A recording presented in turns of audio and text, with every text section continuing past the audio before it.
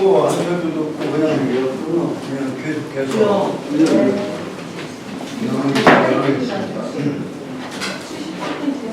주역 사실은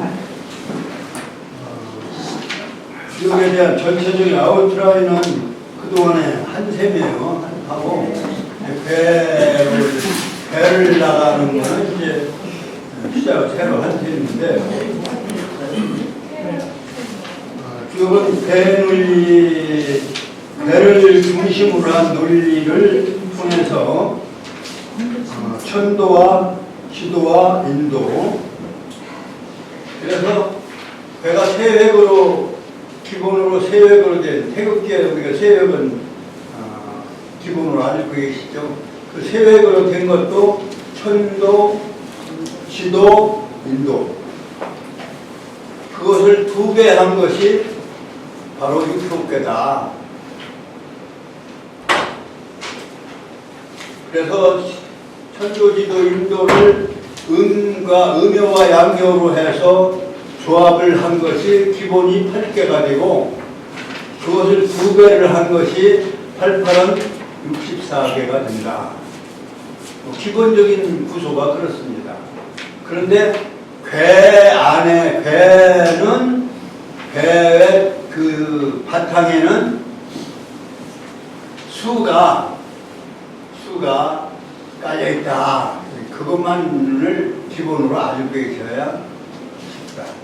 그냥 배만 생각하면은 주역은 반밖에 모르는 거예요. 반밖에 모르다는 얘기는 주역을 모른다는 얘기나 마찬가지다. 그러니까 우리가 주역은 그림으로 되어 있는, 그림은 공간이죠. 우리가 그림 미술은 공간 예술입니다. 그러니까 괴는 공간의 그림으로 되어 있는 거니까 공간적 논리, 공간 표상 논리는, 그러니까 공간 논리는 그 안에 들어있는 시간 논리를 빼고 나면 공간 논리만 가지고는 그 시간 논리를 이해를 못하면 반도 모르는 거예요. 시간 논리를 알고 공간 논리를 이해를 해야 그대로 제대로 하는 거다. 그래서 64개는 60간지도수, 속칭국가하고 관련이 있다라고 하는 것을 우리는 명심을 해야 된다. 늘 생각을 해야 된다. 그래서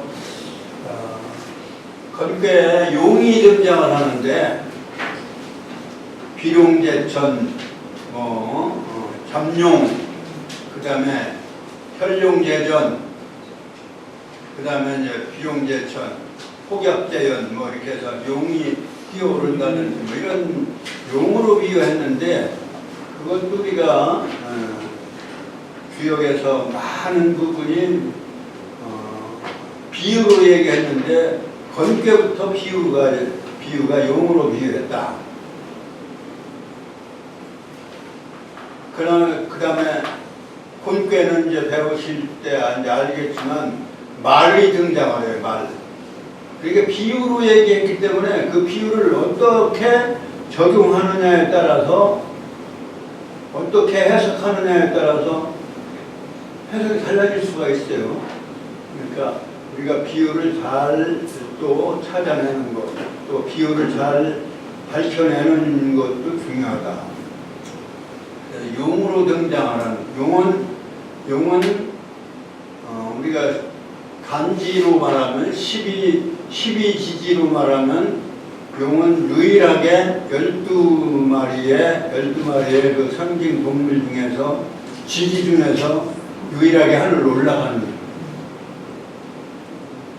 12 동물 중에서 유일한 올라가는 동물로서 유일한 거예요.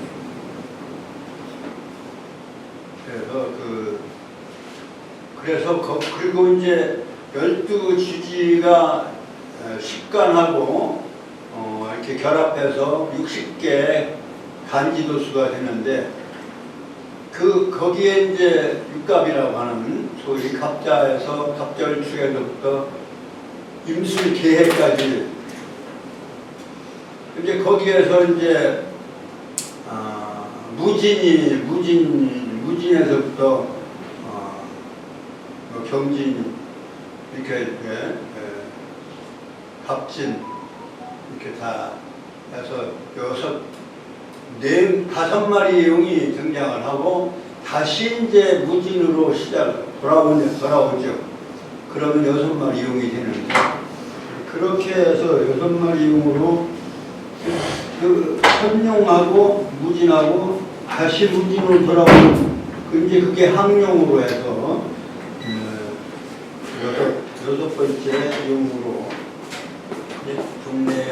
종래는 이제 용으로 보지는 보는 그러한 해석은 거의 없었고 정역이라고 하는 그러한 여기 해석이 등장하면서 무진에서 다시 무진으로 돌아옴으로 해서 육용, 여섯 용이 여기 등장을 하는 거죠. 그래서 여기 유기시성, 육용, 시승 육용 이런 개념이 등장을 해요. 그래서 육용이 무진에서 다시 무진으로 오는 한교사를 했습니다. 단사와 상사에서 공작해서 해석을 한 그런 부분. 그래서 지금 진도는 뭐 이렇게 자세하게 하려면 한이 없어요. 건곤교만 해도 뭐 몇 시간을 해야 되는데 지금 건곤교는 우리가 천도지도를 대표하는 그러한 괴고 천도지도는 모든 만물의 부모와 같은 그런 인격성을 가진 것으로 우리가 이해를 할 수가 있습니다. 부모가 있어야 자식들이 존재하듯이 만물이 그 안에서 존재할 수 있는 거죠. 천지가 없으면 만물이 존재할 수가 없는 것이죠. 이제 그렇게 해서 그 하늘 아래 모든 만물이 존재할 수 있는 그러한 부모와 같은 입장. 그 중에서 인간이 바로 만물의 영장 또는 만물의 주제자, 만물의 그 영장이라고 할까요? 그러한 존재로서 천지인 삼재를 우주의 주체자로 삼아서 상징 논리를 개발한 것이 바로 주역이다.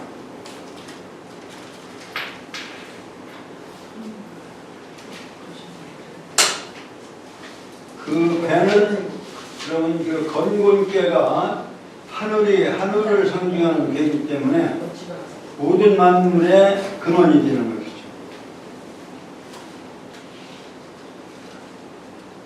그리고 이제 그것을 수로 따지면 십수가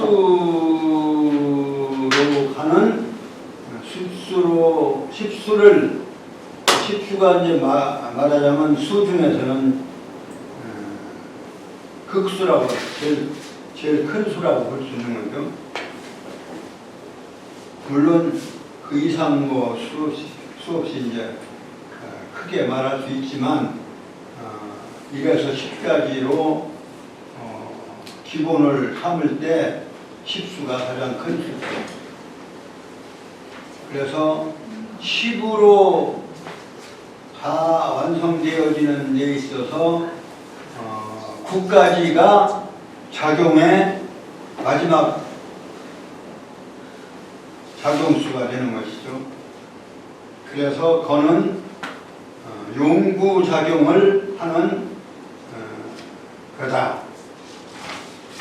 구를 쓰는 하나의 효사다 해서 용구효사를 거기다 두고 있어요.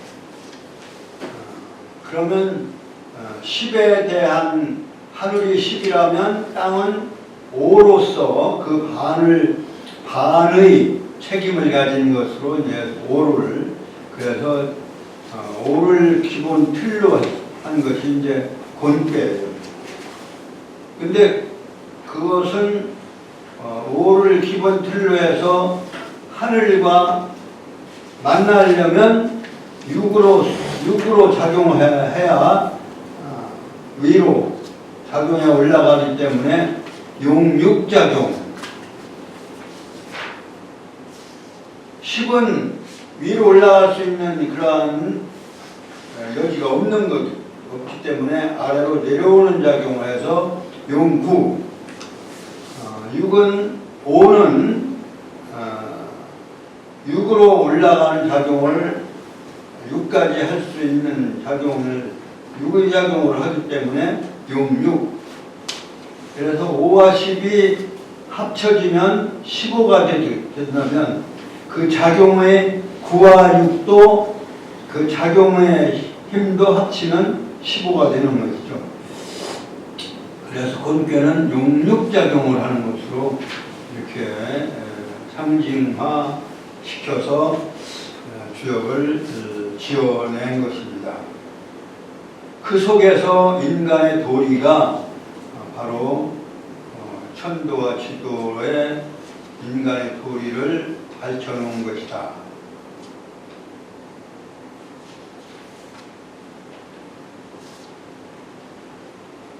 그러니까 원형의 작용은 인간이 할 수 있는 것이 아니죠. 땅도 역시 마찬가지로 원형의 작용은 하늘이 하는 것이고 이정의 작용이 바로 땅이 할 수 있는 일이다. 그러니까 생명을 창조하는 것은 하늘이 하는 것이고 그 길러서 완성하는 것은 땅이 하는 것이다. 이렇게 본 것이다. 모든 생명도 그렇잖아요. 말하자면 씨를 뿌리는 것은 하늘이 하는 것이고 이제 수컷이 하는 것이고 정자를 뿌려주는 것은 그 정자를 받아서 길러서 완성시키는 것은 암컷이 하는 걸로 되어 있고 그런 원리를 해서 건도는 원형 그 다음에 이정은 건도에 하는 일로 이렇게 그렇게 돼 있. 그것이 과학적으로는 맞는지 안 맞는지는 모르겠어요. 그러나 현상적으로 겉으로 보았을 때는 어느 정도 맞는 것이다. 그래서 원형 이정까지도 천도가 하지만 이정은 천도 혼자 하는 것이 아니라 지도와 합작을 해서 하는 걸로 되어 있기 때문에 그래서 4페이지에 보면 단활하고 나오잖아요. 여기 용구까지는 이게 이제 효사니까 효사까지는 주공이 쓴 거로 이렇게 되어 있어요. 용구까지.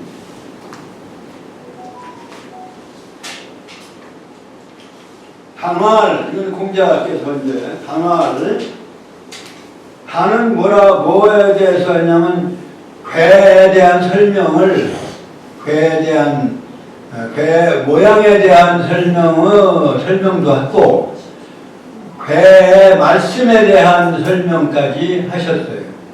그리고 그것에 대한 종합적인 설명까지 한 것이 단사예요.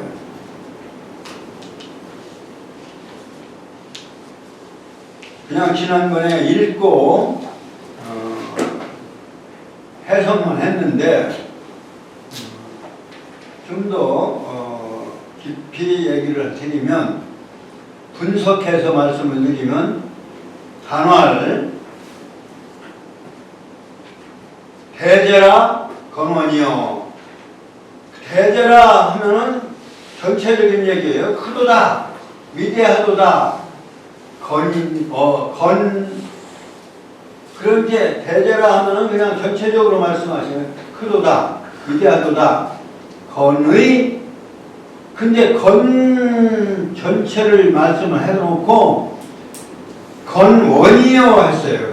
그러니까 건 전체를 말씀을 해놓고 세부적으로 이제 나누어 말씀하시는데 건 중에서 원부터 얘기를 하신 겁니다.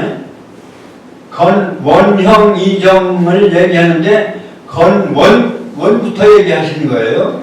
건원이요. 그래. 그러니까 원형 이정의 원만 지금 말씀하시는 거예요. 건원이요. 만물이 자시하나니. 그러니까 원에 대한 얘기를 설명하신 거예요. 지금. 만물이 모든 존재하는 것들이 만물이라는 것은 여기서 그냥 존재하는 것만을 얘기하는 건 아니에요. 보이지 않는 것까지도 사실 말씀하신 거예요. 보이는 것만을 얘기한 건 아니다. 물건만 얘기한 건 아니라 존재하지 않는 물건까지를 얘기하신 거예요. 보이지 않는 것까지도. 근데 이제 여기서 물자를 먼저 번에 말씀을 드린 것 같습니다만은, 여기 이제 물자를 설명하면 우리가 조금 흥미있는 얘기를 좀 간단하게 잠깐 하고 넘어가겠습니다. 요 옆에 있는 글자는 뭐라고 했죠? 요 옆에 있는 글자는 요거는 뭔자죠? 소우자죠. 이쪽은 말물, 아닐 물자예요. 물. 그러니까 소 아닌 거 이런 뜻입니다. 여기에 재밌는 의미가 있어요. 소 아닌 거. 이제 수렵 생활을 하다가 빛은 동방으로부터라고, 그러니까 우리의 선조들이, 우리 이제 이 동방의 이 문명의 시초를 열은 민족이 우리 민족이라는 의미를 생각하고 얘기하는 겁니다. 조선이라고 하는 아침에 신선한 고장에서 문명이 발달했다라는 전제하에 제가 말씀을 드립니다. 우리의 선조들이 처음에 정착은 안 했어요. 처음에는 정착 안 하고, 처음에는 어디서인지는 모르지만 이 빛은 동방으로부터 이렇게 빛이 동방으로부터 오니까 빛이니까 동방을 향해서 동쪽으로 빛을 찾아서 호기심으로 해서 이쪽으로 왔어요.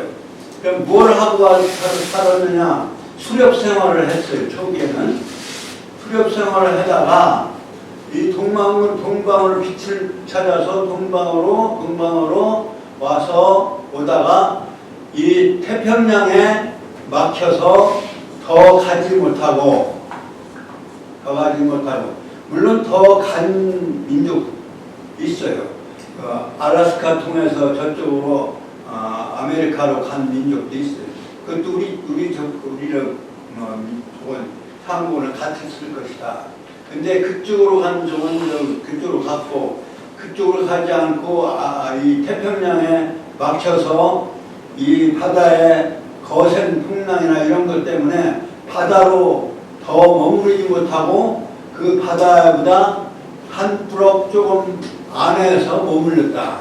그게 바로 발해연안의 요합 부근에서 정착을 했다. 이렇게 보는 거예요. 그래서 거기 처음에 정착을 해서, 그러니까 수렵하다가 정착해서 비로소 문명이 이제 꽃피기 시작한 거예요. 이게 수렵을 하면은요, 수렵을 옮겨 다니다 보면은 문명이 꽃피기 어려워요. 정착을 하다 보니까 이게 가족도 생기고 또 이제 모여 살다 보니까 여러 가지 지혜를 나누고 또 그것이 지혜가 축적이 돼서 문명이 발달하기 시작한 거예요. 그래서 거기서 문명이 싹튼 것이 정착 문화로서요. 그러니까 농경 문화로 정착이 된 거예요. 그래야 비로소 정착해야 비로소 그 지혜가 축적이 되고 매년 거듭되는 해가 거듭될수록 그것이 지혜가 축적이 돼서 문명이 쌓여서 문명이 발달한 거예요. 그래서 요하 문명이 시작된 거예요. 그러면 정착하면은 수렵 생활을 하던 것이 무슨 생활로 바뀌어요? 농경 문화로 바뀐 거죠. 그렇죠. 그러면 수렵하던 때는 그냥 야생에 물고기라든가 또는 산짐승이라든가 들짐승이라든가 이런 걸 잡아먹다가 수렵을 하던 것을 농경을 하다 보면 농사를 지어야 되니까 농사를 짓다 보면 농사 짓는데 도구가 필요하고 또 동물을 길들여서 동물의 힘을 빌렸던 것은 그 동물이 바로 뭐였냐면 소였다. 그래서 소가 굉장히 귀중한 동물이 되었던 거예요. 그러면 한 해를 농사를 지면 뭘 해야 돼요? 추수감사제를 지냈던 것이죠. 그 추수감사제를 지내면 뭘 해요? 가장 귀중한 소를 잡아서 제단에 바치고 그리고 그 고기를 나눠 먹고 또 술을 빚어 먹고 노래하고 춤추고 그래서 가무를 잘하는 민족이 된 거예요. 그러니까 중국의 사서에 그 역사서에 가무 잘하는 민족으로 이 동쪽에 가무 잘하는 민족으로 이렇게 통해 기록이 되어 있어요. 여러 대에 걸쳐서 동맹 부여의 예족이라든가 부여족이라든가 그 이상의 고려 이상의 예매 동맹 이런 것들이 그래서 그 대표적인 것이 이제 저녁에 소를 잡아먹었다. 그래서 이렇게 말하자면 숲속에서 이게 숲속입니다. 숲속에서 저녁에 소를 잡아먹어 춤췄다 이런 얘기예요.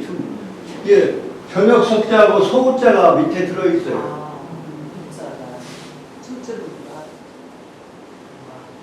순임금 순자 순임금은 뭐예요? 순임금은 맹자의 동이족이라고 나와 있어요. 동이족이라고. 맹자를 이제 배우면 보신 분들은 알지만 여기에도 저녁석자 소구자가 나와 있어요.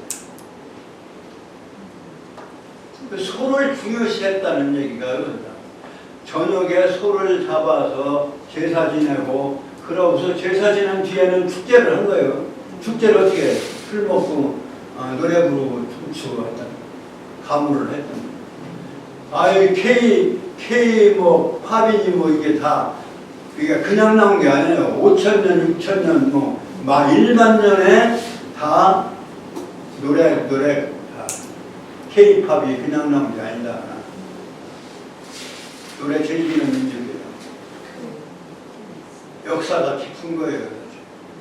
그러니까 소가 그만큼 귀중하고 제사도 지내고 또 이렇게 축제를 하고 이게 소 아닌 것은 소가 그러면 귀중하고 소 아닌 것이 물건인지 소는 물건으로 취급하지 않은 거예요. 그만큼 귀중한 거예요. 그러니까 소 아닌 소 빼놓고 다 다른 게 물건이에요. 그래서 이제 물자로는 순임금 순자도 저녁에 소가 흐르는 데 있다. 이게 동의적이에요. 그리고 그 생을 복희씨 희자도 이렇게 썼잖아요.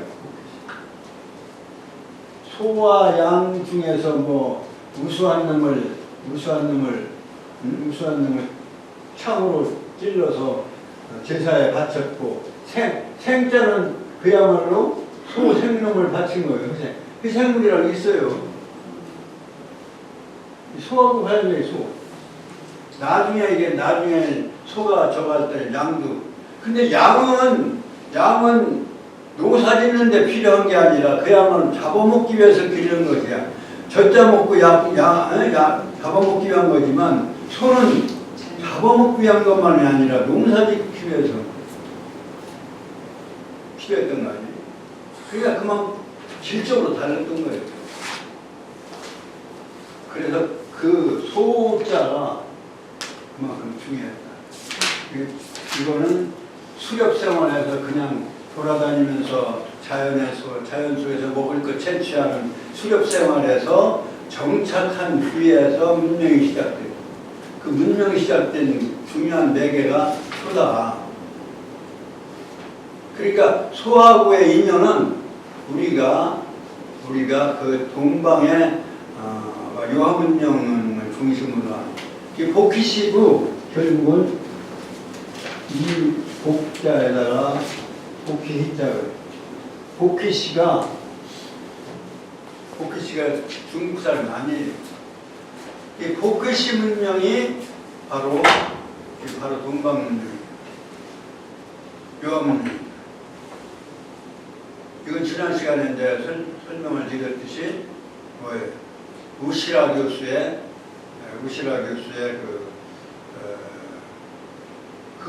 그것을 이 사람들이 중국 사람들이 말하자면 왜곡시켜서 동국공정을 만들었어요. 아무리 봐도 동국공정은 자기네 것이 아닌데, 그래서 이것도 황제의 자손이라 이렇게 갖다 구부려 붙여놓으니까 이게 해결이 안 되는 거죠. 그래서 근데 여기서 의문군이 없으니까 우시라 교수가 강하게 주장을 못하고 동국공정 넘어 요하문명론 이렇게만 해서 저수를 썼는데, 그거 한번 책 도서관에든지 빌리든지 살 수는 있나 모르겠어요. 동국공정 넘어 요하문명론 우실하.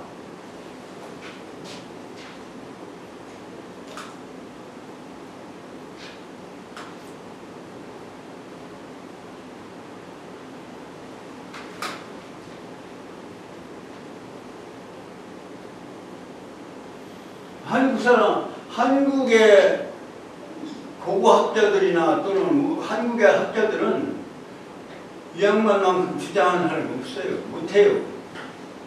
이 양반 그래도 그 중국 고고학에 대해서 해보니까 이게 확실히 저 사람들이 왜곡하는 게 많거든요. 억지로 갖다 그러면 이거 우리 학자들이 젊은 학자들이 양심이 가지고 이거 뺏어와 참 찾아와야 돼요.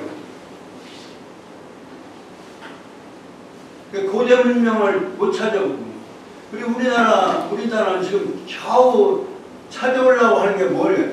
그 후대 고구려 문명을 우리 거라고. 아니 저 위에서 뺏겼는데 여기 뒤에 와서 팔다리 하나 가지고 팔 하나가 잡고서 이거 우리 거다 말하려면 되냐고요.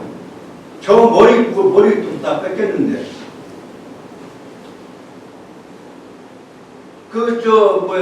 단군 신화에 웅녀를 갖다가 저 사람들이 신녀라고 해놓고 마늘도 손에 쥐고 있고 쑥도 손에 쥐고 있고 그런 동상을 만들어 세워놓고 자기네들 황제의 자손이라고 해야 되는데 뭐하고 있냐고. 그리고 주역에서 얘기하는 15성인의 반수가 동일이에요. 혈통으로 따지고. 이걸 찾아와야 되는데 젊은 학자들이 무슨 뭐 하고 있는지 그걸 찾아와야 돼. 그러면 진시황의 왕릉에서 지난 시간에도 얘기했듯이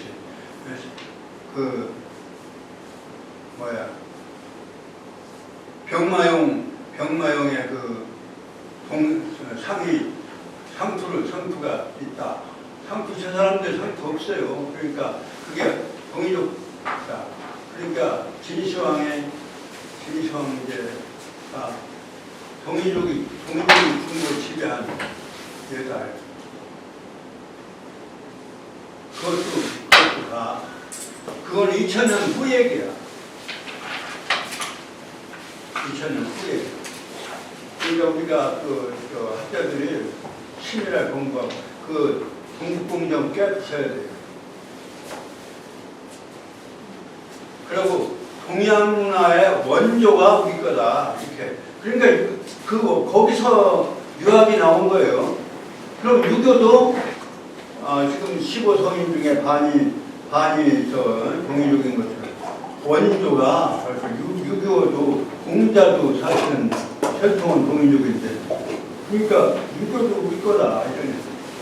K유교라고 해가지고 근세조선 유교만 유교 그렇게 따지면 앞으로 유교문화 대학원대학을 만들고 싶은데 대학원대학 만들어가지고 그거 찾아와야 돼. 올바르게 좀 가르쳐야 돼. 그래서 이런 좀 얘기가 좀 늘었지만 이러한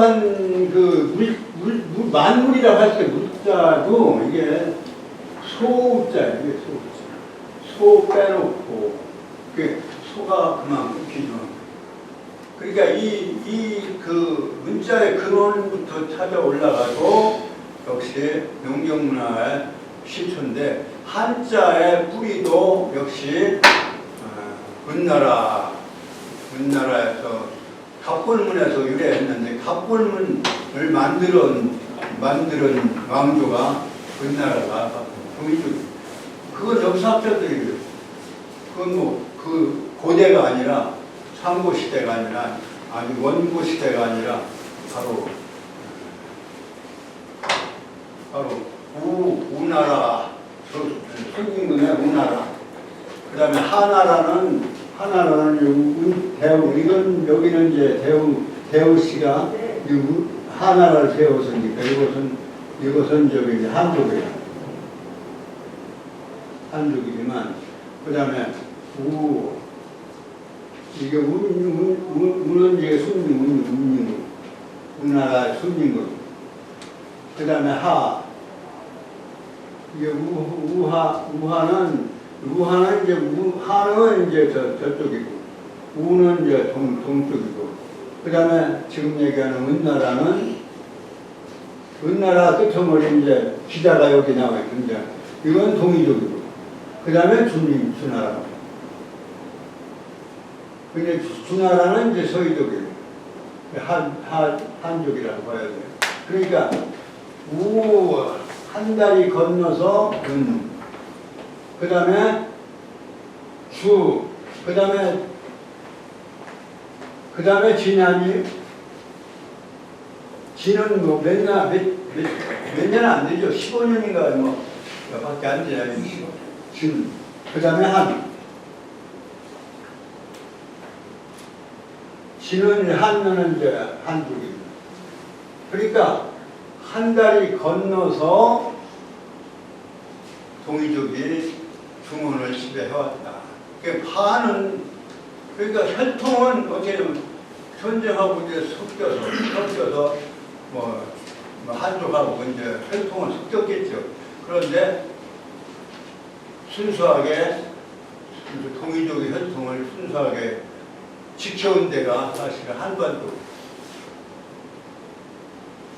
문화적으로는 여기 은대에서 갑골문이 생겨요.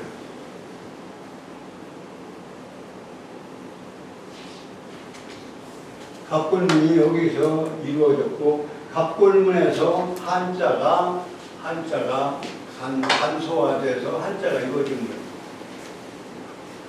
이런 과정 속에서 우리가 문화적으로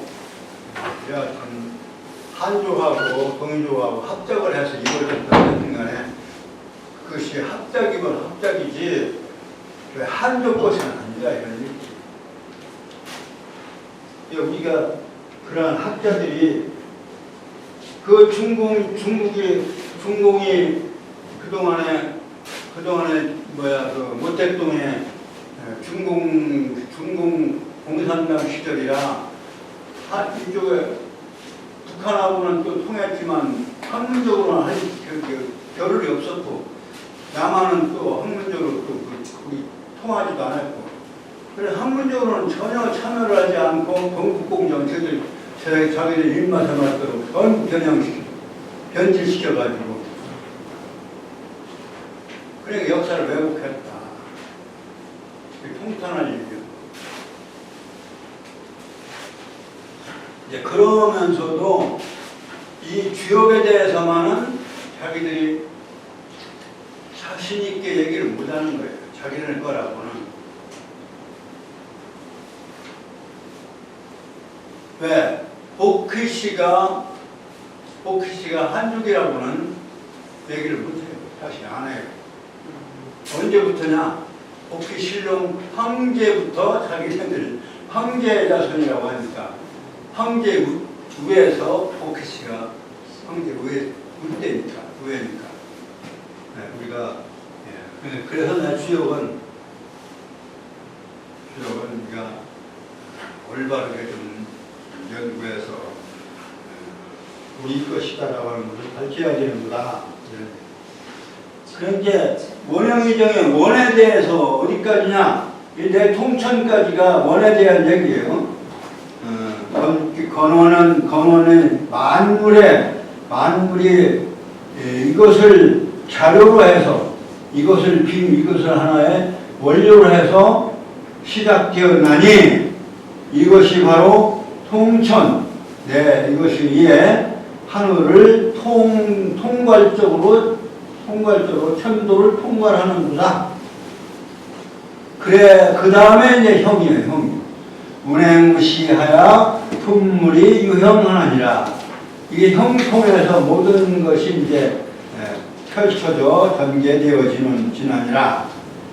그것은 자연적 구름이 운행하고 그 다음에 비가 내려지고 그리고 모든 품에 타고난 것들이 이제 하나하나 품물이 하나하나의 물건들이 유형하느니라. 그 흘러서 형상을 이루나니라. 요게 형이에요. 요 단계가 형. 형자가 여기 들어있지는 않지만 요 단계가 형통할 형자, 형의 단계다. 형의 단계.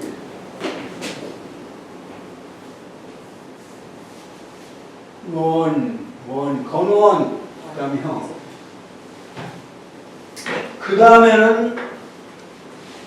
그 다음에는 이제 내 이정까지는, 이정이란 말은 제일 끝에 가서 이정이라고 돼 있는. 이정이란 말이 이제 두 자가 남아있는데, 이정은 그 다음에 대명동시하면 유기시성 하나니, 시성이니까 이룰성자니까 이정으로서, 이정은 끝난다는 얘기니까. 시성육룡하여 이 어천 하나니라. 이 어천도 사실은 크게 인간이 그러한 하늘을 같이 하늘 천도를 이렇게 천도에 같이 이렇게 말려버릴 텐데 천도의 그 법칙을 이렇게 따라서 이런 얘기입니다. 천도의 법칙을 따라서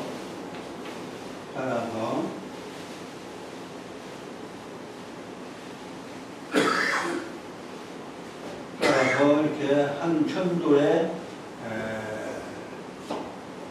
인사가 따라서 행해지나니라. 그러면서 이걸 합쳐서 건도변화의 각정 성명 하나니 부합대화하여 내이정하니라. 요게 이제 대명동시부터 여기까지가 이정으로 매듭을 친 거예요. 그래서 원형 이정이라고 하는 괴사를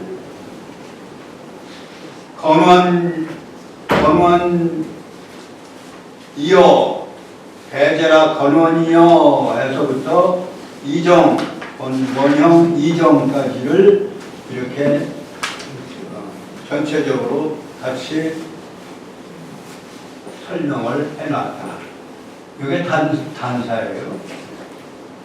그러니까 단사는 공자께서 괴 모습과 괴사를 종합적으로 설명한 것입니다. 그런데 어디서 어디까지를 원이라고 볼 수 있느냐? 지금 말하는 대로 건원은 만물이 자시하나니 내 통천이로다가 건원이라고 한다면 무행무시하야 품물이 유형하나니라가 형이라고 볼 수 있고, 그 다음에 대명종시하야 유기시성 시승융융하야 이어천, 요것을 다시 종합적으로 설명한 것이 건도변화, 각정성명, 부합대화, 그리고 내정. 그러니까 형은 두 번째 문해무시 품물이 유형, 원래 형이라고 볼 수 있고, 그 다음에 대명종시, 유기시성, 시승융융, 이어천, 이것이 이정인데, 거기를 다시 종합해서 건도변화, 각정성명, 부합대화, 요것이 합쳐서 원형이정을 종합한 것이다, 이렇게 말할 수가 있습니다. 그러니까 배제라 하면은 이건 건도 전체를 얘기한 거고요. 건원이여는 만물자시 내 통천, 이게 건원. 그 다음에 문행무시 품물유형, 이것이 형. 대명종시 유기시성 시승융융 이어천, 이것은 이정이로. 이정이라는 말은 여기서 다 하지 않고 다시 건도변화하고 각정성명, 부합대화, 요것을 종합한 것이 전체를 종합한 것이다. 그래서 마지막 이 내정이라고 하는 말로서 원형 이정이라는 것으로 보다 해서 전체를 매듭을 진 것이다. 그러면 뭐 글자를 뜻을 풀이한다면 문행무시는 뭐 지금 말씀드린 대로 구름이 행해지고 비가 내려지고 하나하나의 만물들 생명체들이 이렇게 흘러 형상을 이루어지나니, 대명종시하면 크게 종시를 밝히면, 종시라고 하는 것은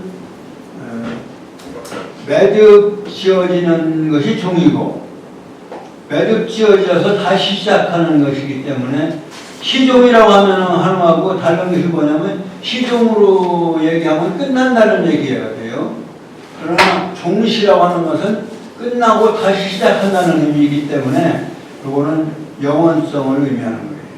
끝나고 다시 시작하는 거기 때문에 계속성을 의미하는 거예요.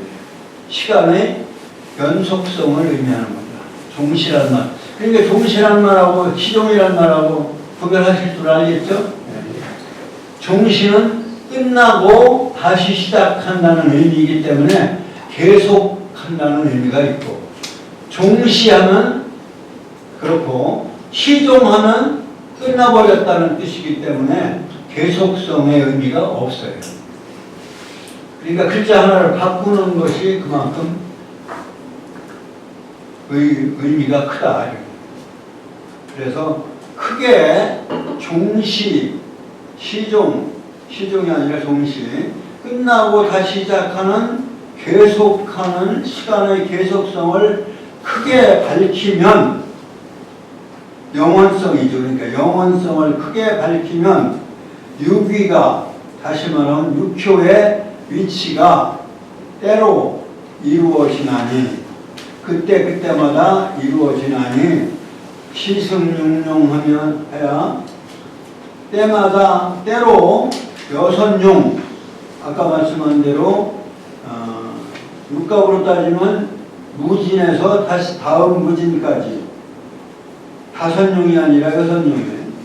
그러니까 다시 시작하는 용이 무진에서 시작해서 다시 무진으로 시작하는 6용의 계속성의 그러한 용의 시간적 변화를 때때로 이어서 계승해서 타서 이 어천하나니라. 요거는 인도적 의미가 있어요. 인간이 천도를 탄다. 응용하고 계승하고 활용한다는 의미가 있어요. 통천은 하늘이 스스로, 천도가 스스로 그렇게 이게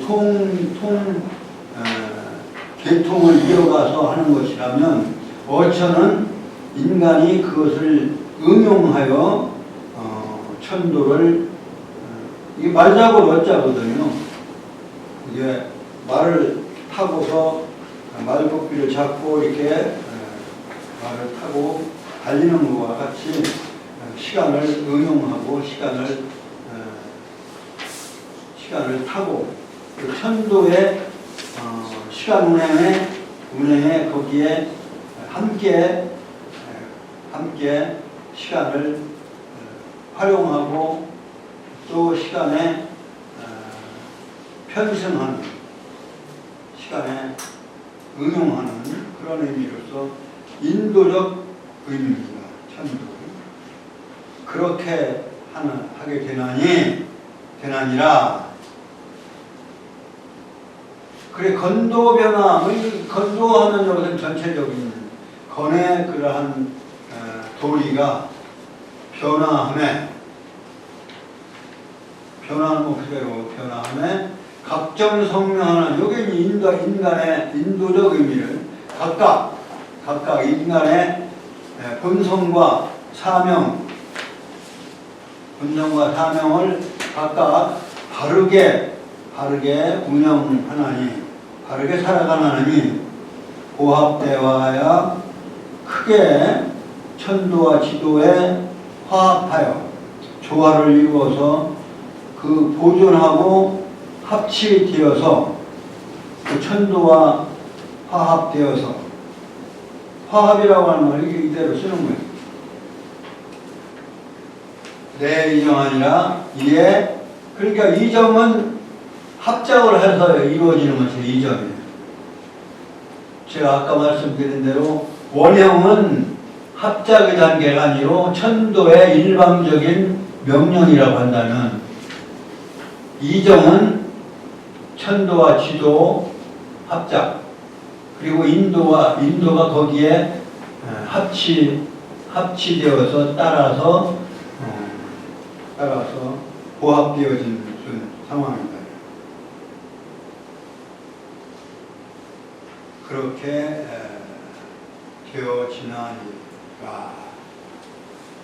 그게 단사에, 그런데 그 마지막에, 단사의 마지막에 가서 수출서물의 만국이 합령하는, 그게 인도의 이제 마지막, 천도와 지도의 그 변화에 따라서 인간이 모든 만물, 서물이라고 하는 만물이죠. 묻혔다니까요.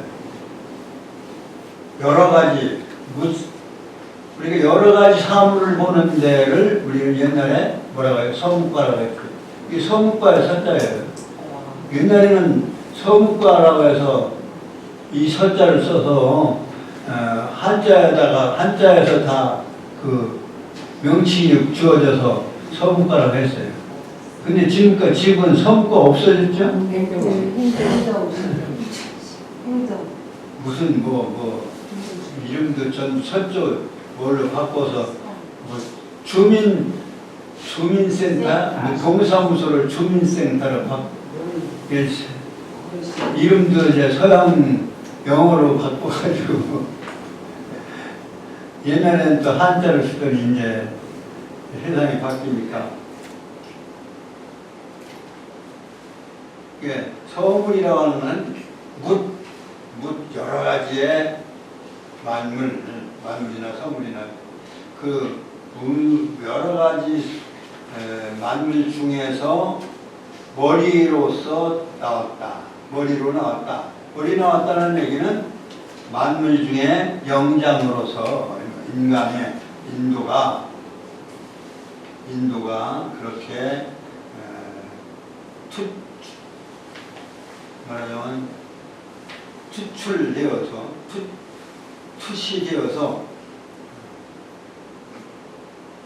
만국이 그러니까 인도가 뚜렷하게 영장으로서 인도가 만물의 영장으로서 인도가 그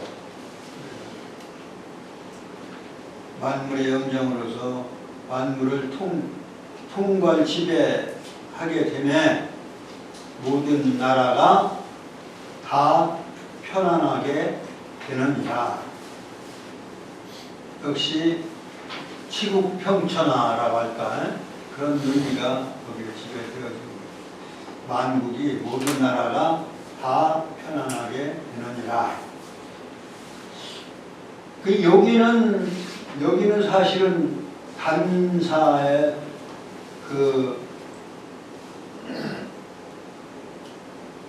단사 중에서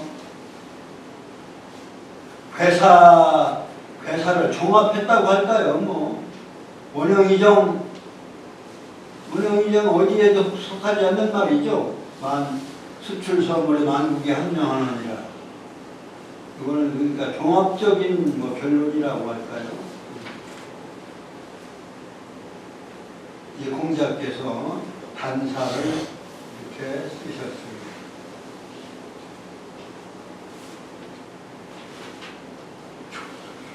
그래서 이제 종합적으로 단사를 말씀하셨고,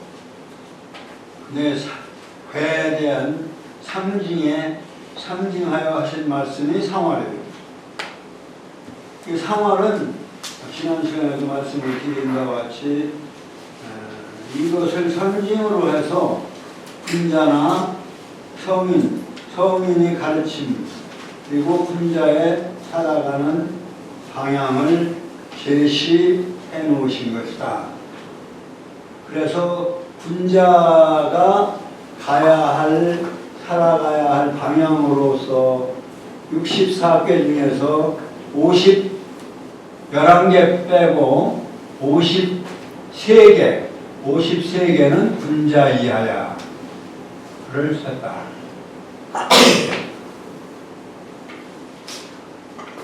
그러면 7개는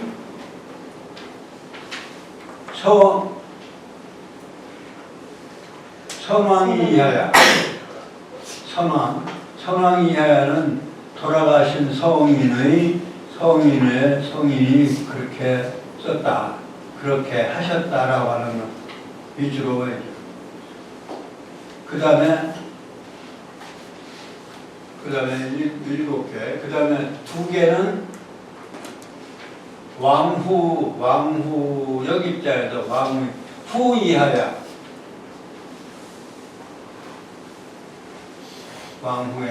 왕후가 주로 나라의 왕후가 나라의 삶을 안살림을 맡아보는 입장으로서의 후이하야가 2개. 그래. 그 다음에 대인이하야. 이거 살아있는 성인, 실제 영향을 크게 미치고 있는 성인으로서의 대인이하야가 하나. 그 다음에 윗상자, 상이 이하야가 하나. 그래서 11개 교회에서 그 11개 교회에서 11나의 인격체가 그것을 그 교회의 상징성을 쓰도록 되어 있는.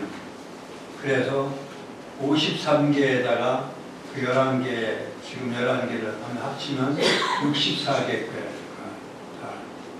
그러니까 결과적으로 이 대상, 괴상의 그것을 위주로 보면 주역도 역시 인도로서의 분자를 위한 8%가 분자를 위하여 쓰여진 것이다. 그렇기 때문에 공자의 손에 의해서 완성되어진 주역은 역시 3경에 속하는 것, 5경에 속하고 3경에 속한 것이다.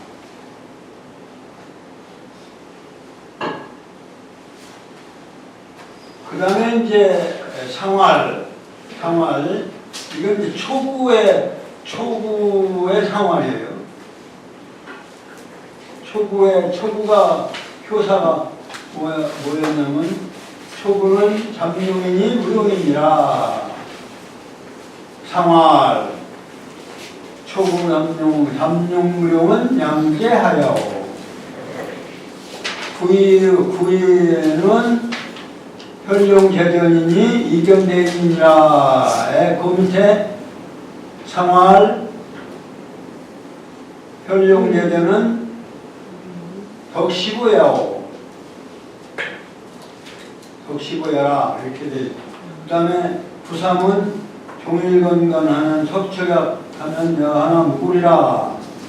거기에 상활, 종일건건은 반복거야 이렇게 되어 있는 것을 건괴만은 상활을 효사는 효사대로 모으고 상활을 상활대로 이렇게 모아서, 상활은 위에 나와 있으니까 전부 생략하고 그냥 잠룡무룡은 양재하여, 혈룡대전은 덕시고야, 종일건건은 반복도야, 폭약제는 진리무구야, 비룡제천은 대인조야, 항룡류에는 연불각구야, 용구는 천덕은 불가위수야. 이렇게 편집을 해놓은 겁니다.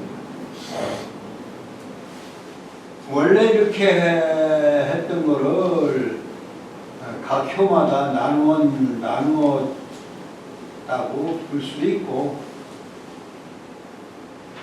그렇게 하는 것이 원칙이, 원래는 그랬다고 봐야 되겠죠. 그런데 이제 건괴만은 그렇게 해놓고 다른 괴는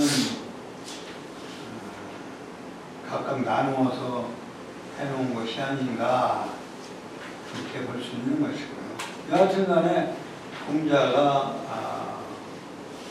약 한 500년 뒤에 문왕이 쓴 것에 대해서 시빅을 쓰셨으니까 그것을 후대에 효사 다음에 상사, 효사 다음에 상사를 이렇게 배치를 한 것이 아닌가, 그렇게 볼 수 있는 거죠. 이것을 이제 원래 것을 나누어 배치했던 것을 건괴만 이렇게 원래 이렇게 하고, 나머지 괴는 상사를 회사 다음에 나누어서 배치한 것이 아니냐 이렇게 이제 볼 수도 있겠습니다. 그렇게 보는 게 맞는 것 같습니다. 여하튼 그래서 이제 상원 회상은 회상이라고 하고 큰 대자 회에 대한 상징 말씀이고 지금 이제 잠룡무룡은 양재하야고 한 것은 그 초효에 대한 상이니까 소상이라고 한다. 또는 효에 대한 상이라고 해서 효상이라고도 하고요. 이제 그거는 효사와 이렇게 이렇게 맞대서 봐야만 해석하기가 좋아요. 그래서 초구는 잠룡이니 무룡이니라. 거기를 돌아가서 2페이지로 돌아가서 초구는 잠룡이니 무룡이니라. 그러면 뜻이 뭐냐면 초구는 제일 아래 효죠. 6개인데 양효 6개가 검개인데 제일 아래 효가 초구효인데 제일 아래니까 하구효가 아니고 제일 위에는 그야말로 위에 있으니까 상효라고 해요. 상구효라고 하는데 아래효니까 뭐라고 해야 돼요? 초구. 하구효라고 안 하고 왜 초구효라고 했을까? 위치로 말하면 제일 아래니까 하구효라고 했을 텐데 그래서 그림으로 보면 위치니까 하구효라고 할 텐데 왜 초구효라고 했을까요? 아까 처음에 말씀을 드린 대로 위치만 중요시한 게 아니라 주역은 시간성을 중요시한 그러한 논리체계의 학문이다. 그렇기 때문에 위치로 말하면 하지만 시간성을 중요시해서 보면 처음이라는 뜻이다. 아래에 있는 거지만 처음이라는 것이 중요하기 때문에 처음 초자라는 글자를 썼다.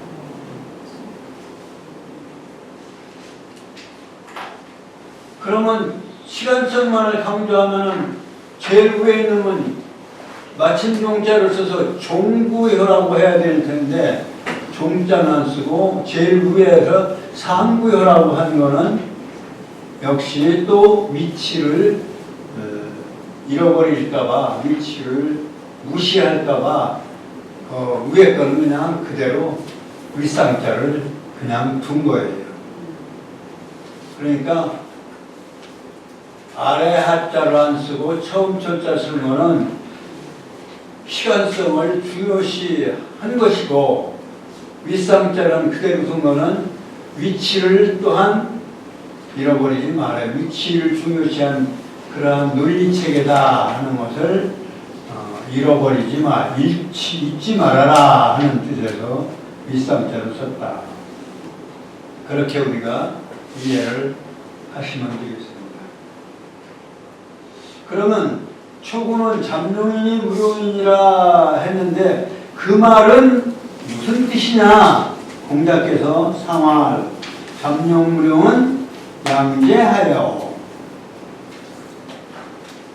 그 잠룡무룡이라는 말은 양재하다 이런 얘기입니다. 그럼 양재하라는 말은 뭐냐? 양이 재하 아래에 있다는 뜻이다. 양은 항상 위로 작용해 올라가는 것이 아니다. 그런데 처음에 있는 거고 아래에 있는 거기 때문에 이것을 잠이라고 얘기한 거는 잠겨있다는 뜻이에요. 잠길 자니까. 잠겨있는 용이라고 말한 것은 아직 쓰지 말아라. 무용. 이 물자 전부에 나왔죠. 아니, 말 물자. 쓰지 말아라 라고 한 것은 왜 그렇게 말씀하셨느냐. 누가 말씀하셨죠? 주공이 말씀하신 거죠. 주공이 그렇게 말씀하신 것은 공자가 해석을 뭐라고 했냐면 양재하야오. 양이 항상 위로 올라가는 건데 양이 아래에 있기 때문에 그렇게 잠룡경이라고 비유로 상징으로 말씀하셨다. 그러니까 주역에서의 표현은 상당 부분 상징적으로 말씀했어요. 동물로 상징하고 뭐 식물로 상징하고 또 위치로 상징하고 비유해서 상징하고 비유로 해서 말씀했어요. 그러니까 용에다 비유했는데 용이 위로 올라가는 걸 양의 성질을 가지고 있기 때문에 위로 올라가는 작용을 하고 올라가는 운동을 하는 올라가는 걸 잘하는 것이 용인데 그러니까 용은 양의 성질을 가진 동물로 상징을 했는데 물에서 잠겨 있어서 아직 못 올라가는 그래서 그를 상징해서 했기 때문에 그 양이 아래에 있는 걸 상징해서 잠룡이라고 했다. 그렇게 설명하신 거예요. 그 다음에 구인은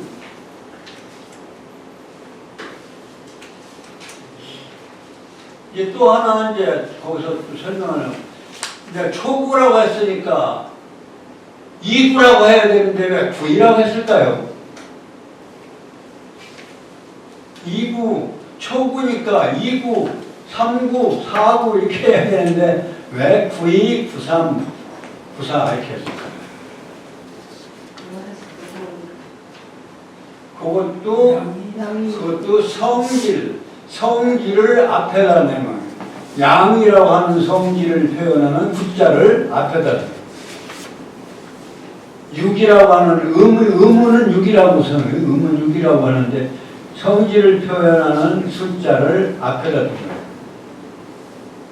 숫자를 앞에다 놓으면 혼동이 더 쉬우니까 이게 음의 성질을 가진 또는 양의 성질을 가진 물건인데 그것이 아래에 그것을 앞에다 먼저 성질을 나타내는 숫자를 앞에다 그래서 92, 62, 63, 93, 95 이렇게 그래서 초구, 초육, 상구, 상육 그런 법칙만 알면 그러면 그 다음에 이제 이 구인은 괴사가 뭐였냐면 혈룡재전이니 이견대인이라. 근데 혈룡재전 이견대인 이 8자를 다 혈룡재전 이견대인은 뭐다 이렇게 설명을 하신 게 아니고 앞에 몇 자만 혈룡재전은 몇 자만 얘기를 하고 그것은 덕시고야라 이렇게 설명을 하셨어요. 이것도 우리가 주의를 하실 필요가 있습니다. 이견대인까지는 이거는 인도에 사실은 앞에 있는 것은 객관적인 어떤 상징적 상황이고 뒤에는 인도를 얘기했어요. 인간이 이견대인, 대인을 보는 것이 이롭다. 인간의 도리를 얘기한 것이고 앞에는 혈룡재전, 용이 나타난 용이 밭에 있는 그 육지 표면에 지상에 나타나는 위치를 나타내는 거기 때문에 이것이 객관적 상황이고 이견대인은 인간의 판단이기 때문에 거기까지는 여기서 설명할 필요가 없습니다. 그렇기 때문에 요 전체 규절을 앞에 넉자만 해서 표현한 것이다. 문장이 길어서도 그렇고 또 이것은 인도이기 때문에 객관적 상황이 아니고 인도이기 때문에 생략을 하신 거다. 그래서 전부 넉자만 앞에 규절만 내세웠다. 우리가 살펴보실 필요가 있습니다. 현령제전 이견대인은 더없이 보여라. 이견대인이라고 하는 인간의 도리는 바로 대인이 한 일인데, 대인은 바로 덕을 널리 편다는 의미다. 그러니까 이견대인 현령제전의 상황은 그 대인이 뭘 했느냐? 덕을 널리 폈다는 의미다. 그러니까 뒤에 있는 문구는 생략을 하고 바로 풀이로 들어갔다. 그러니까 그렇게 보시면 돼요. 그래서 현령제전 이견대인을 줄여서 현령제전 이 구절은 덕시고요. 무엇을 뜻하냐면 덕을 널리 편다. 그 도덕심을, 덕택을, 은덕을, 덕택을 널리 펴는, 널리 편다는 얘기는 밭이 지상이 넓으니까 지상이 넓은 지상이 편다는 얘기입니다. 그러한 의미를, 그러니까 이거는 이효는 군자의 덕을 나타내는, 오효는 성인의 덕이고, 그 다음에 이효는 군자의 덕이다. 이건 다음 시간에 이어서 좀 설명을 보충하기로 하겠습니다. 오늘 여기까지 정도를 나가는데 그냥 버리면 또 안 되니까 한번 성독을 하겠습니다. 성독은 여기서부터 해야 되겠네요. 단사 성독하고 단화 대제라부터 여기까지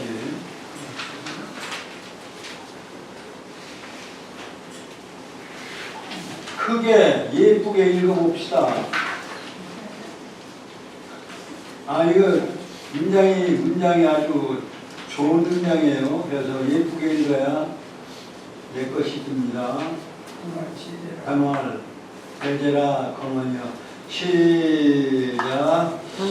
단활 대제라 거머니여. 만물이 자시하니 내 동편이로다. 운행무실하마 우리의 유영하자.